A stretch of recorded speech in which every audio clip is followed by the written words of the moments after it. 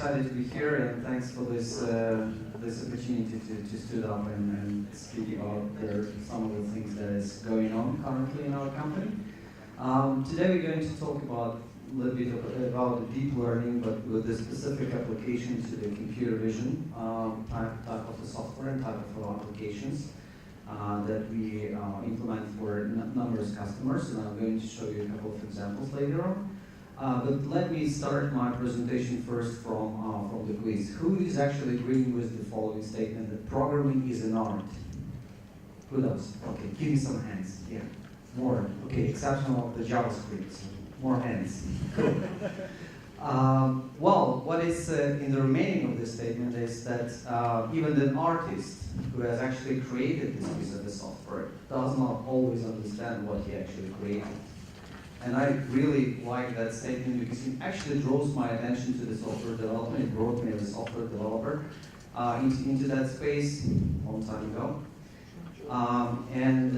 That is really awesome. And the topic that I'm going to cover today is actually even more applicable for that statement. So none of the software developer that is currently doing with their machine learning can tell you specifically and in details what he just created and what could be potential outcome of his creation. So okay, so what's about artificial intelligence? Why it's so important, and how this compare to their sort of a traditional set of functional developments? And as a natural point to compare the capabilities of artificial intelligence, we usually take human beings. There are a number of applications and there are a number of developments where machines is actually outperform the human capabilities. And one of the most recent that has already been mentioned in a couple of previous presentations I heard of is this achievement of Google DeepMind software that actually beats their world champion in their Go game by using some of the deep learning technology within this machine. So why it's so complicated? It turns out that in Go, there are a number of variants, a number of combinations within the game that is actually more than number of atoms in the whole universe. So obviously there is no application for any brute force or any functional algorithm in that game, and therefore deep learning comes into the picture, learn how to rule this game, and then right now outperform the human beings.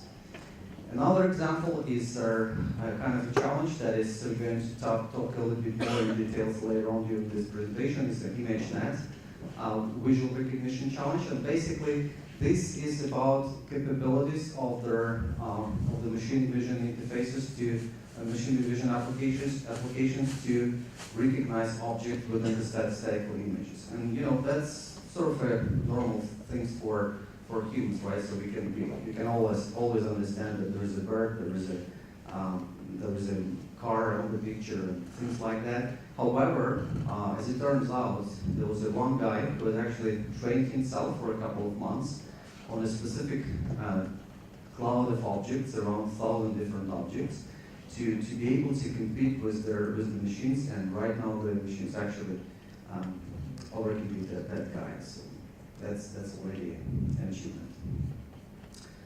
One more thing that the machine learning application is thought to be more using in their space of the different healthcare applications, and like very recently some of the artificial intelligence is actually getting onto the edge of their leading expert in this space in some cancer detection. So right now this application is already started to get traction within this industry, and somehow substituting their doctors. Where else? Why it's important? So computer vision and artificial intelligence is actually finding its applications in various spaces. If you happen to be in the presentation before that has been conducted by Luxoft, we show a couple of examples where the ADAS is actually benefiting from the computer vision and neural networks, and specifically an application of obstacle detection on the roads. There's also a number of applications within the speech recognition and fintech, where you apply the machine learning to the analysis of the stock performance with their, hopefully, a good prediction on how the stocks is going to be look like in the future and make some money out of it. There's also a lot of applications within the medical space, and I will show you some of those in the couple slides later slides. But also there is an application for social media and so forth. So how actually it compares with the expert system, with the human expert system. It turns out that, and this is actually data as far as I remember, Berkeley University, that in average, human beings, they are able to, even the leading and top experts within some space, they are able to operate with their around 50,000 data points to take their decision and to make their judgments. And the average within the situation, the human beings, they are able to operate with like 90% of their accuracy of the decisions.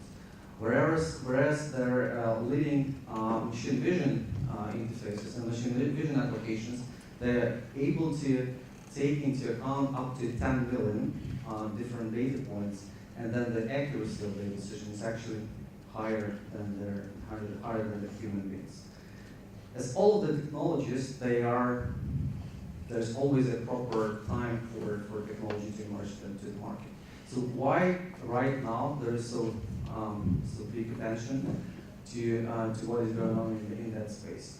So there's always should be a need for that application, so some use cases, and there's always should be a ways how to implement that specific application. The use cases, they actually came long before even the IT sphere. So I would say that in some of the science fiction, 100 years ago, the people already started dreaming about how the robots and how the machines is going to replace humans in certain areas. In late 80s, there was a number of fundamental works that is still valid to the date on how to actually build their neural networks that is replicates the behavior of our mind. However, at that time there was a problem with the hardware. So even the most simple architectures, it was not capable to run on the existing IT systems. Hardware started to emerge right now, and specifically thanks for the effort of a number of leading hardware suppliers like NVIDIA, like ARM. They're doing a lot of the stuff for deep learning within the space of the GPU. There's also some DSP processors. They are also looking for how to apply the DSP architecture into the deep learning tasks, as well as the other architecture like pure ASIC stuff. But most importantly, if you're a software developer, the hardware is not everything what you need. You need some tools. How do you actually program that sort of software? And these are just becoming available for the developers, and then enables the hardware features to be used in some real-life applications. But also for the deep learning, and specifically for visual analysis, what is very important to have a data set on which you are going to train your software, your application, to master a specific field and to become an expert in a specific area. And therefore, it is a sweet spot. This looks like all of the enabling features already present this way or another, and available for use. If you look at to their demand pyramid that is coming from the client perspective, you can actually see a three level of demands. First is an integration demand. So whatever solution you have, whatever application you create for the market, it needs to run on a specific platform, on specific hardware. Either this is a cloud application or it's a mobile application, it has to run on the specific platform. And there are a number of challenges that you might actually face with on how do you actually integrate this into the specific hardware platform. Another task is actually a classification. And here we talk about capabilities to recognize objects, or to locate objects within the scene, or understand what's actually on the picture. But most importantly, and what is most recent developments is actually taken care of, is a scene comprehension. To take you an example, there is a lot of solutions that actually able to recognize people, bags, some situations, some object on the scene. However, if you're will be looking for an application that would be useful for security surveillance, like tracing for abandoned luggage within the airports, like the security type of stuff. There is also there is a problem because then you have to take into account how the situation actually revealed. It's something that is called these days special temporal analysis, where you analyze not the static picture but rather a flow of the images, and trying to make sense on how to use this sort of information in your application. The value of this solution is obviously increases as you be able to clean up over that ledger. However, the complexities will increases as well. To stop on the most challenging part of the computer vision algorithms right now, video comprehension.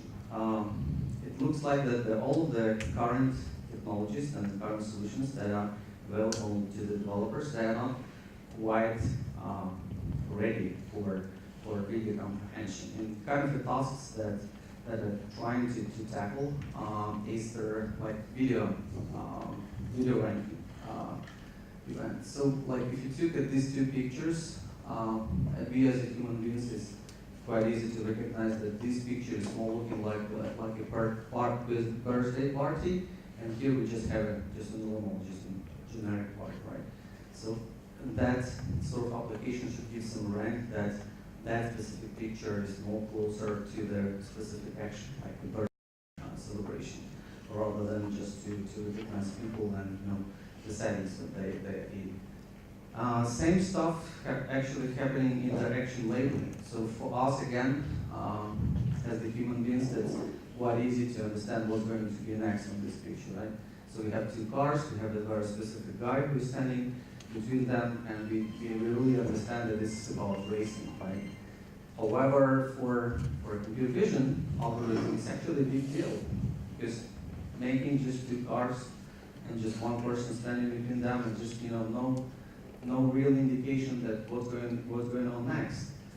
And there's actually a number of academic works, and I'm not pretending that I read all of them or even understood what they're talking about, but just to draw your attention, what was the years of the release of that paper. So it was only very recently where the people started to advance their understanding of the technology and how this technology could be used for spatial temporal analysis.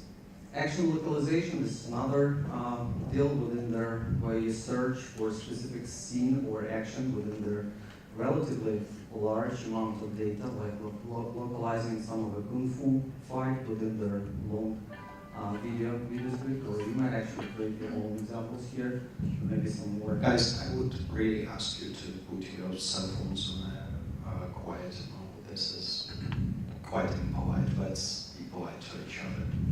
Sure, yeah.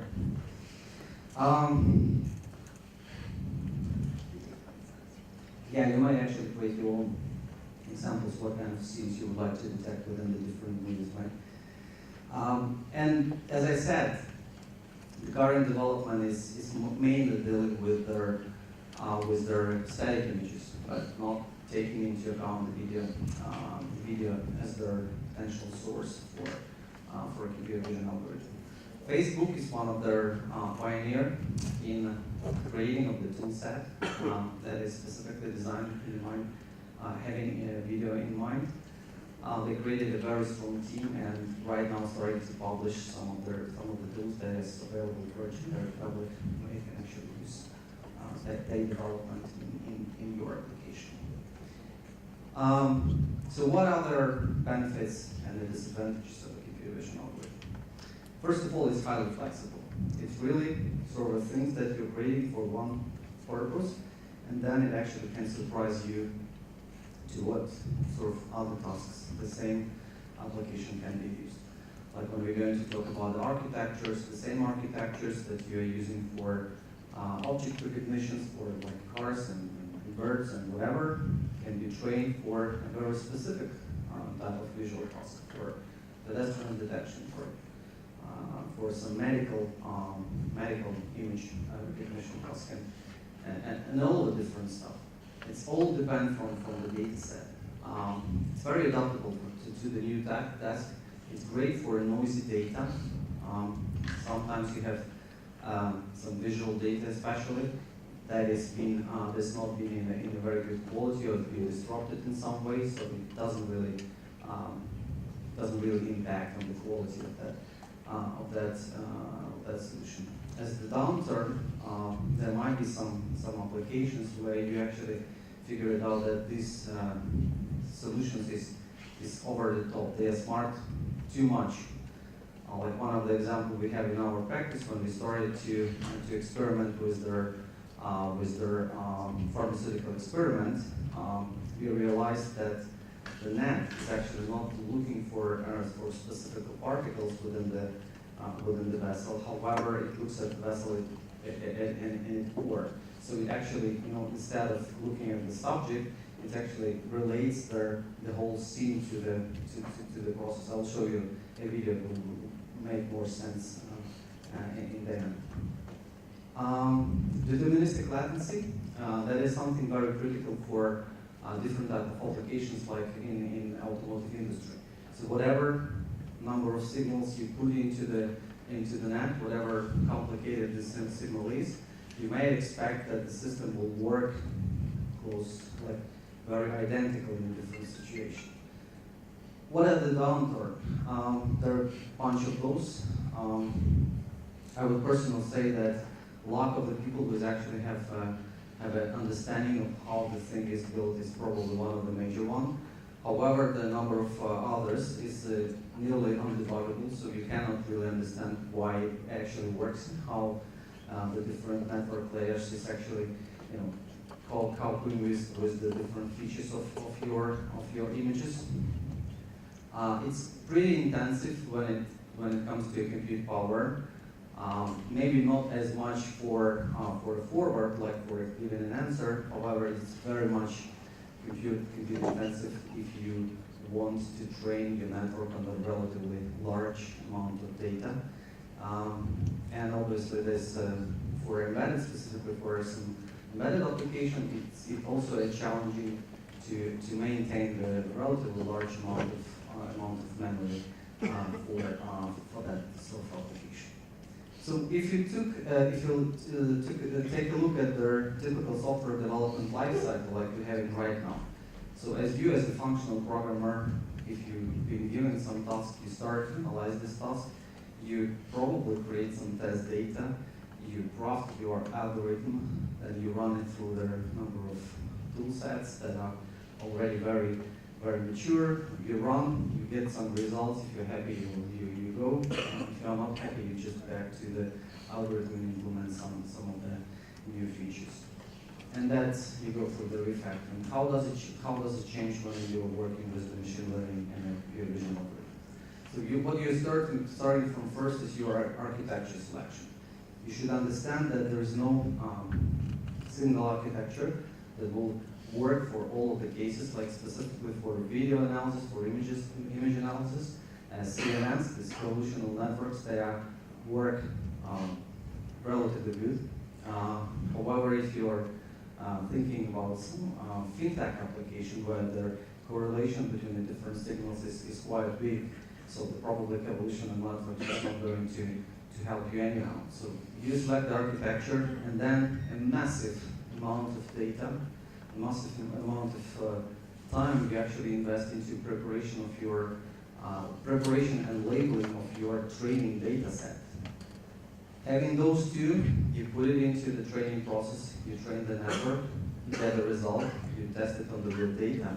And if something is not up to the expectation, you basically go back to the data preparation. So it's very rarely that you have to review your architecture and somehow review the design of your app. So it's like a data-driven, purely data-driven development. So if you have, once you have the proper data set for training of your network, then you're done basically with your task. So how does it look like, the development landscape right now?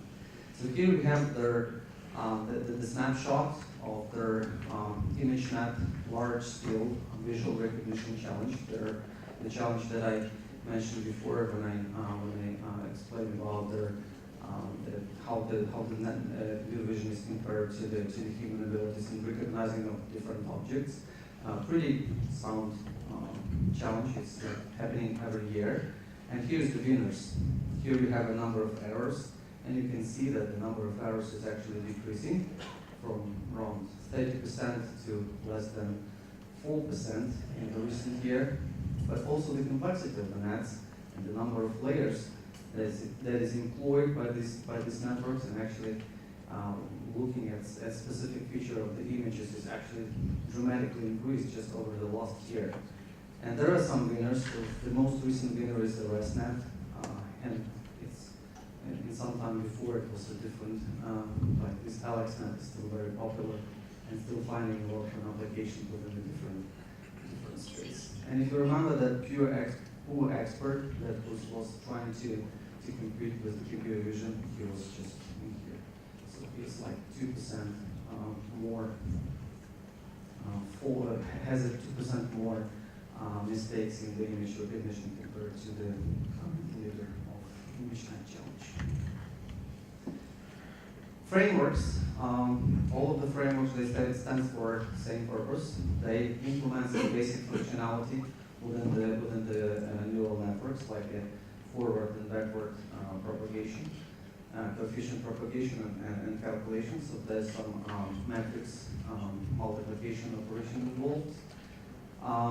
As well as they implement some of the high-level concept, because you are not going to program like every single element of your net. So you basically create some concept, you create the architecture, you define the connectivity between these layers, and then you go. TensorFlow, pretty new kid on the block, has been announced by Google last May, if I'm not mistaken. What is different in the TensorFlow? First of all, it's released by Google, so that is already on itself is a big advantage, and got a proper attention of the ecosystem, of the development ecosystem. What's also important that TensorFlow has their native compatibility with Android, for instance. That is not the case for most of the other frameworks that are available in open source. And right now it's one of the most rapidly developing ecosystem of the solution for neural networks. Speaking about some technical levels, like this Cafe, Torch, and number of other frameworks, they operate with layers, and these are, by the way, all related to convolutional networks. So that's only mainly for image recognition. The TensorFlow, it actually creates a little bit a different sort of abstraction. Instead of layer, they created an abstraction of tensor that can be interchanged and can actually stand as a little bit like a functional block. So when you're programming using the TensorFlow, you have an ability to reuse your functional programming skills in the neural networks. That is far more the case in other frameworks. Tools. Here is basically only one leader, and that's NVIDIA digits. NVIDIA has actually invested a lot of the resources and time into developing their own hardware, but also they created this NVIDIA digits framework that is currently unbeatable by others. Unfortunately for all other ecosystem, it only works with QDNN application, and that is based on the NVIDIA proprietary technology. So it only works for NVIDIA GPU cards. There are some competitors they are trying to pick up, like AMD has just recently formed an alliance for open learning, was an attempt to to actually promote some of the alternatives. Most of them, well, NVIDIA has actually revealed the source code. This is open source with an exception of UDNN applications. So it actually sits on a proprietary stack, but the rest of the tools are open source that gives a chance for other developers and third parties to actually reuse their tools and actually put it into a different platform. So optimization. When we first came across was a real application of this into certain application. We figured out that even the development team for a pretty large company like Luxoft is actually a big deal to getting access to compute power that we need for a training of the complete retraining of the network. And then we started to search different methodologies on how to actually optimize this. And we came across with the technique that is called fine-tuning. An idea of the fine-tuning that if you think of the convolutional networks like a number of abstraction layers that is dealing with the different feature maps, then you would probably understand that some like of a deepest layer, they are working with the most like primitive abstractions, like rectangles, circles, and things like that. And then in order to retrain for a new task, you don't have to retrain all of the layers of this network. And then therefore you have an ability to retrain only the last part, so the most upper layer of your networks, and then achieve a great performance in the retraining of the system, because that actually it requires a lot of time, and then as a developer you have no chance to do anything else besides of just waiting until the network is actually being retrained. Net pruning. And one more thing about the fine-tuning, that if you retrain just on the subset of the data, it actually requires a lot less bandwidth of the data that you flow into the net. So you basically need only a very limited amount of information to be put into the network for the retraining to give you good results. And net pruning, this is a specific for embedded application. Some of the nets require up to a gig of the memory to hold the coefficients, and these coefficients sometimes tend to be pretty large integer values, and then you have to deal with this memory consumption, and obviously with their different sort of lookups in that space. There is a number of development in that space, and that if just to explain it on the normal way, if you ask the crowd of experts within a certain space, that probably out of 1,000 experts is going to be like only 20 people who is more expert than others. And the basic idea of a net pruning is that you basically remove the opinion of all of the other experts and you just listen to 20 of those. And that gives a lot of value for memory consumption. Forward speed and decrease the latency of the application is also a big deal, especially on some of the mobile applications. It involves more tasks related to their implementation of the math that is implemented within the framework. I'll show you how we actually deal with that in some of our application. Some numbers for those of you who are a fan of numbers. Just look at that difference. So the learning time for some of the nets is calculated in hours. Same platform, so like same hardware across all of the nets. For the learning, you sometimes require thousands of hours to completely train the network. And then for the forward, you might expect it's less than a second.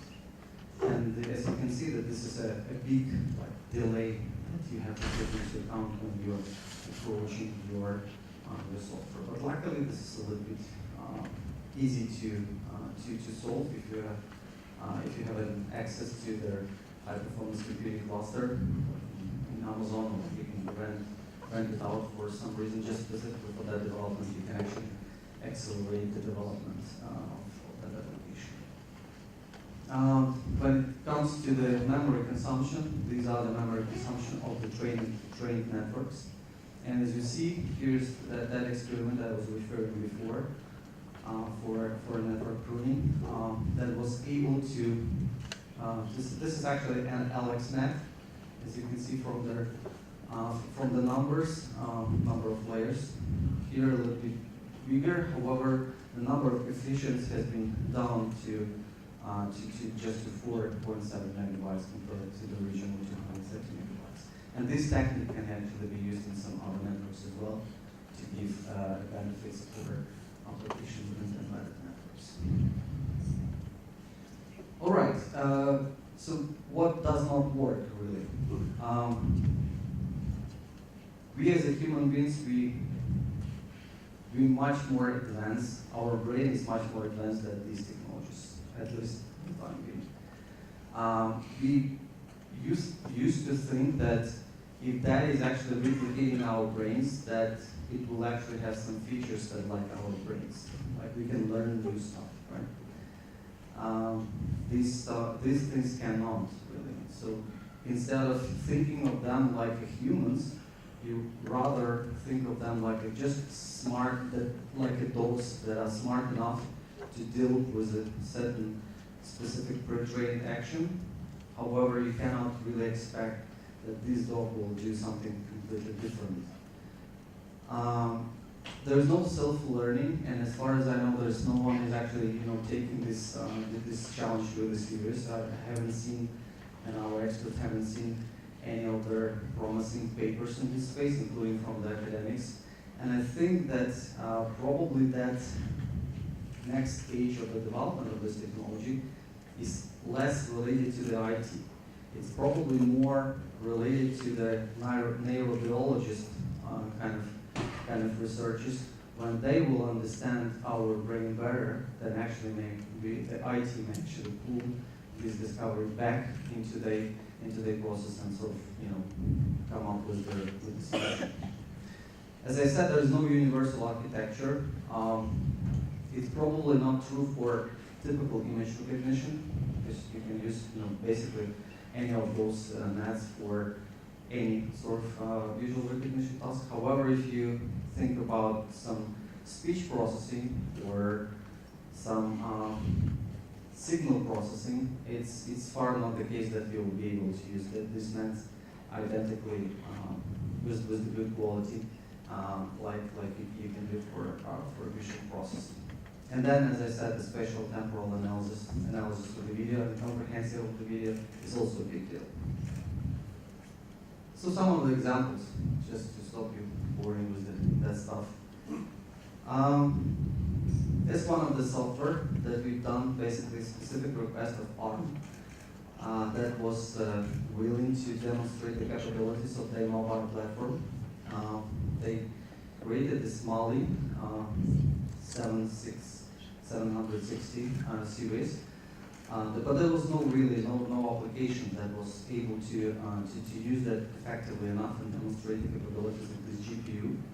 And we created for them the fork of FA, ported an LXNet, optimized some of the math that is implemented within the cafe, using an OpenCL, and run this on the mobile.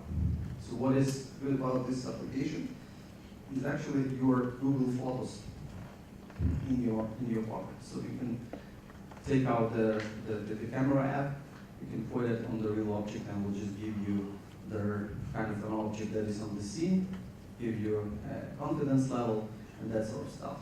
And I was quite amazed to see that Apple, in their recent development conference, they announced that sort of functionality as one of their helper for the camera app to recognize very fast using specific image processing CPU on the platform what sort of scene you are about to shoot, where the people are, how do you actually optimize your camera setting how do you optimize the exposure and depth of field, and then build up the optimal settings for the camera, and that just allows you to make very fancy photos. That sort of stuff is available from ARM. It's open source. What is good about that? It's pretty good performance.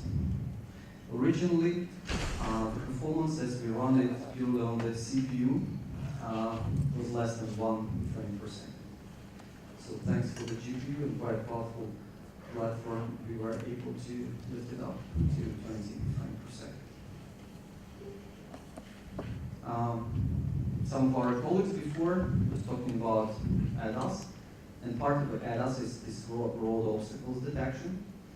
It has been done also with the help of our team, and partially specifically for pedestrian detection. The task we were aimed with is to analyze the series of images and try to distinguish between different type of object that might be an obstacle, the real obstacles and not real obstacles. And what is really interesting about this example is that if you just take a simplistic DNN-based approach, your latency of the system will be out of the tolerance. So we came up with a little bit other idea. It was before we actually came across with the video analysis. And this solution is actually doing it in 2 steps. It takes the first frame, it goes with their rect CNN solution that identifies the different potential pedestrians within the, sorry, vice versa.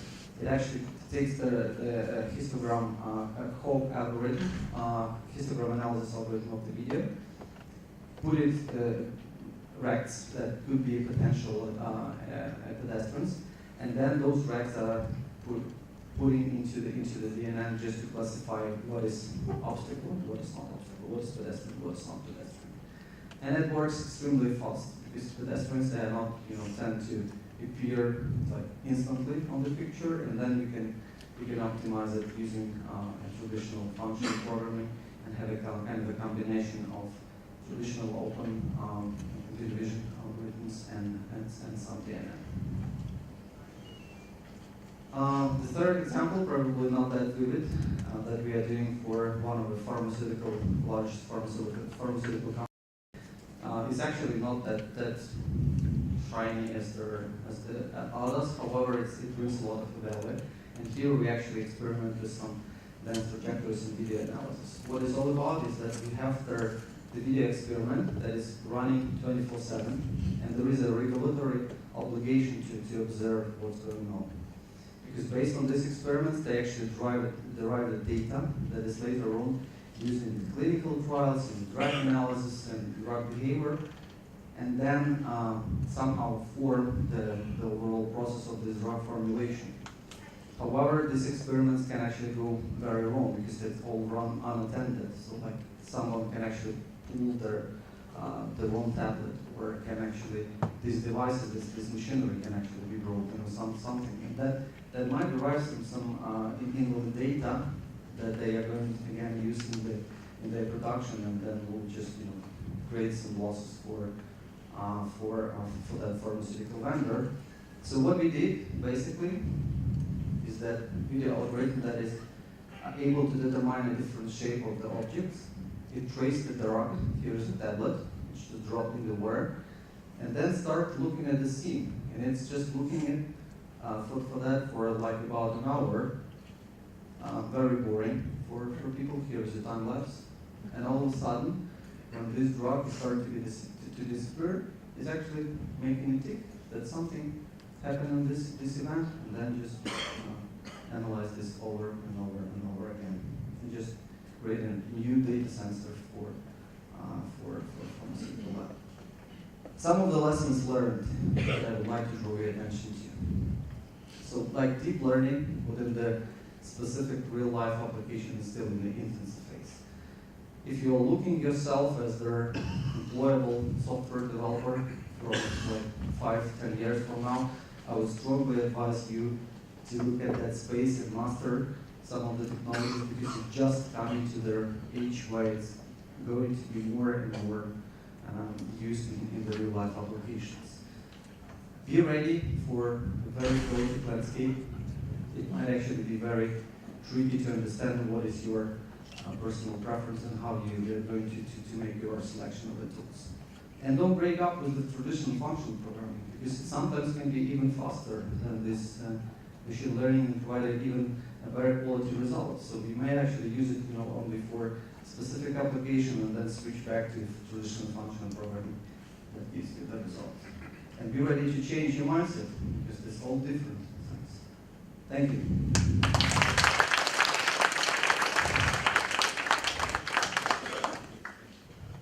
Okay, so get ready with the questions. Anyone there?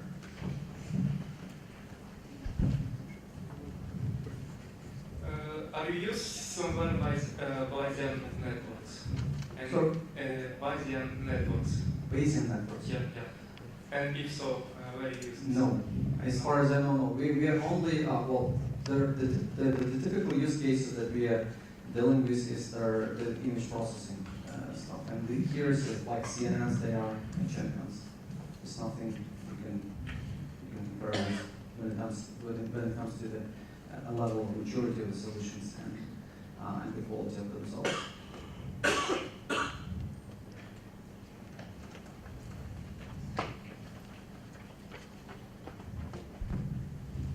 Thank you for your talk. I have a question. Do you have some rules for selecting the type of neural networks? Yes, for a particular task. For example, using convolutional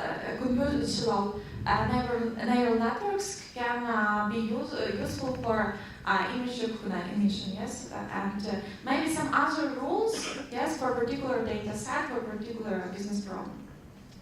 Thank you. That's a very good question. We basically the main thing that we actually take as an input for architecture selection is the knowledge of that network. To be honest with you, it's like in all that cases that I shown you, there was an AlexNet selected as the architecture because we basically have most of the experience working with them. So like every time I'm asking our engineering staff, like train yourself for a TensorFlow because it looks like that's going to be more value and more of their ecosystem around that networks, and they keep just refusing that because they just learn how to use that stuff. That is like a typical mindset of the developers. What else? There was a number of tasks where we tried to employ some different type of frameworks, specifically these 3D frameworks that is made by Facebook. That it stands for incorporation of the video analysis as a time axis. Our results, well, at least we've seen that it's not yet in the production stage. So it's too faulty. It crashes a lot. So like every single change will just ruin the whole idea.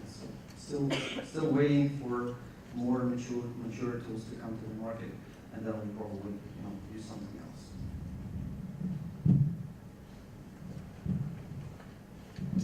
Second question, typical story is all the neural networks that they can produce really surprising results, really unexpected. And my question that I typically ask people who are doing that stuff, what was the most interesting story or stories that happened to you while training, and possible to share? There was a story that I tried to make within this presentation about the samples. However, it's quite difficult to explain, and let me just take a different example which will be more easy to explain. So imagine that you have to train your network to recognize cars. And cars are very spread objects. And then you took a data set, and then you train, and then it looks fine. But all of a sudden you start to see that not all cars has been recognized. Why it's like that? Because it's happened to be that in your data set, most of the cars was on the background of buildings. And then when the car is somewhere in the forest or somewhere else, then the net stops seeing them. And then that is the quality of the data that I actually try to make this point in my presentation. Because if you are not curious enough about the training data set, you might actually come to this stupid result. Because it's so stupid that it thinks that cars can only be within the environment of the buildings, never be in the forest or somewhere else. And that is the story. I have a question. It's really hard to find good engineers in this area in Ukraine. So how do you think how to create good engineers in Ukraine, and where to find these engineers? Thanks. These teams that are working with the solution is actually spread between Russia, between the United States, and there are a few engineers in Germany. I think all of those people, they are below maybe even 20. So they are really, really young. So you would consider them, juniors really for most of the functional programming positions. They are coming from their universities usually with the mathematical background, and that is already good enough, for the start. So if you are looking for some of the engineers that can be then used for that sort of application, just find somebody who's keen about that stuff, with the proper mathematical background, and just pay no attention to what is his traction within the functional program. Because in essence, it doesn't really help. Hi. On one of your slides, I noted that you're using Ihor descriptors with deep networks, right? Can you bring this presentation back for the obstacle detection, pedestrian detection? And later you mentioned that CNN are the champions in the computer vision. So my question is, okay. Here? We don't see it. Yeah, that one. Yeah, I know that the Ihor descriptors, right? This is a good practice to detect the pedestrians for basically obstacle detection. But most of the time, people right now are using the CNN networks for that, right? Exactly. But did you compare the results? Why did you choose the Ihor with DNN instead of CNN? That's exactly the case of that. We experimented with the Ihor, and we experimented with the DNNs in that particular case. And what we realized that Ihor gives an incredible performance. However, the quality of the result was somewhat very, very raw. The thing is for Ihor, it's actually not capable to deal with the different type of pedestrians, if you like.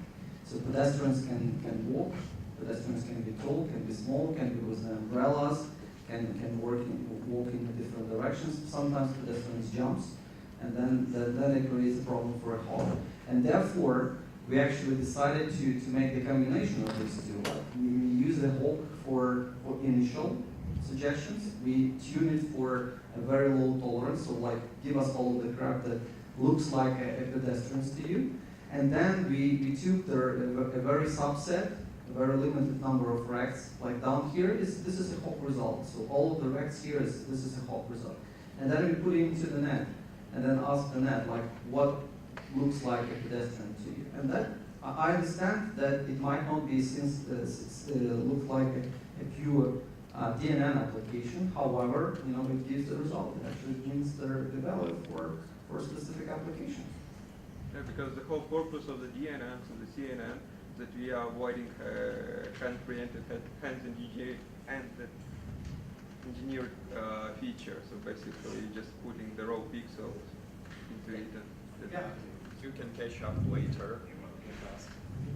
Hi, thank you for your presentation. I would like to ask you about infrastructure that you use.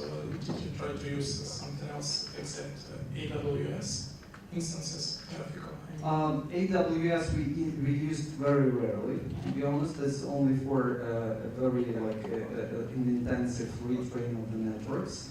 In most cases, we used our most recent NVIDIA cards. Sorry? Did you develop them on your own? Sure. Yeah. Okay. And second question: how do you deal with parallelism of your models or data? what kind of approach do you use? Thank you. Okay, so Cafe, for instance, it has the fork using the OpenCL. That is already a lot, helps us a lot when it comes to the reporting of the parallel architecture. It's not a case for TensorFlow, for instance. Right now, it's only C++ implementation, and it only works well for CPU. But actually, the parallel algorithm is only applicable for training of the network. When it comes to forward work, sometimes it's the GPU architecture. Question just because in the title of the presentation said like application in embedded system, and my question was if, because like mobile devices is okay, but if there were any experiments or like any experience embedded, it's on the it's embedded, yeah, it's on the card. It's on the card, yeah. No, it was the CPU and GPU, but the GPU is embedded. Okay. So and the question is if what kind of optimization was used, like binary, weights, or so there are different like art and styles how to optimize that matrix, mathematics, yes, and what exactly, have you put any effort on them or just using standard libraries and so on? This first case, that was primarily about the implementation of the OpenCL, implementation on a specific platform. There was a lot of vector libraries that is being rewritten using our engineers. It's less when it comes, to the training of the network and to use this as a cafe. So first challenge they faced with was implementing this on Android because it's not compilable on Android, and the second was a fine tuning and optimization on a specific platform. Anyone else? I would like, for my personal, did you have any experience with dedicated hardware in neural network CPUs that appeared recently and were prior but exotic? Yeah, interesting stuff that we are talking to basically to all the majors GPU vendors within the industry, like ARM, like Imagine Technologies. We and all of them, they are considering to make a very specific piece of hardware for deep learning for CNN applications. That seems to them pretty easy because they will just remove a big part of the GPU and just will make it very specific for that task. So this is coming to the market. Some of the DSP vendors like Siva, and we have a strategic partnership with them. They actually just recently announced the DNN specific vision processor for using the DSP cores. Looks pretty promising. However, the experiment is still ongoing, and we are not quite,